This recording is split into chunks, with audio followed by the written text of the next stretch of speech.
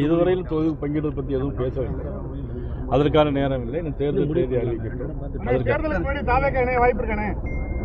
அதை பற்றி நீங்கள் அவங்கள்ட்ட தான் கேட்கணும். சார், இபிஎஸ் அவர்கள் இன்னைக்கு டெல்லி போயிருக்காங்க, உள்துறை அமைச்சரை சந்திக்கன்னு சொல்றாங்க. தொகுதி பங்கீடு இறுதி செய்யறதுக்கா இல்ல இதுல ராஜ்யசபா சீட்டை ஏதாவது பிஜேபிக்கு வழங்குறது குறித்து எதுவும் ஆலோசனை இல்லை? அது குறித்து தெரியாது. அது குறித்து அண்ணன் இபிஎஸ் அவர்களுக்கும் உள்துறை அமைச்சர் மட்டுமே தெரியும். இல்லை, பார்த்துக்கிட்டு பாதுகாப்பு எல்லா சூழ்நிலையும் பார்த்துக்கிட்டு அதுக்கான தொகுதி பங்கீடு பேச்சுவார்த்தை எப்ப தொடங்கும்?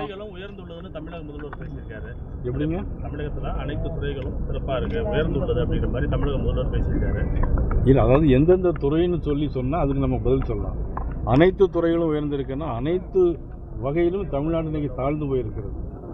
கையில் புத்தகத்தை பிடிக்கக்கூடிய மாணவர்கள்லாம் கஞ்சாவை பிடிச்சிட்டு இருக்கிறாங்க. 2 வயது சிறுமி முதல் 70 வயது பெண்கள் வரை நடமாட முடியவில்லை. தேசிய மகளிர் ஆணையம் சொல்லியிருக்கு 50% பெண்களுக்கு பாதுகாப்பு இல்லாத ஒரு தமிழ்நாடுன்னு சொல்லியிருக்கு. இந்தியாவிலே எல்லா மாநிலத்தை காட்டிலும் அதிகமாக சூசைடு பண்ணக்கூடிய மாநிலமாக இன்றைக்கி தமிழ்நாடு இருக்குது. அவ்வளோ மோசமான சூழ்நிலை இருக்குது. அவர்களுக்கு ஒரே ஆப்ஷன் துணை முதலமைச்சராக இருக்கக்கூடிய மதிப்புக்குரிய உதயநிதி ஸ்டாலின் அவர்களை முதலமைச்சராக்க வேண்டும் என்பதற்காகத்தான் இந்த தேர்தலை அவர்கள் சந்திக்க இருக்கிறார்கள். பணபலம், அதிகார பலம் அனைத்தையும் இன்றைக்கி எல்லா இடங்களிலும் அவர்கள் சேர்த்து குமித்து வைத்திருக்கிறார்கள். இருந்தாலும் மக்கள் பலம்தான் அதைவிட உயர்ந்தது என்பதை இந்த தேர்தல் நிரூபிக்கும்.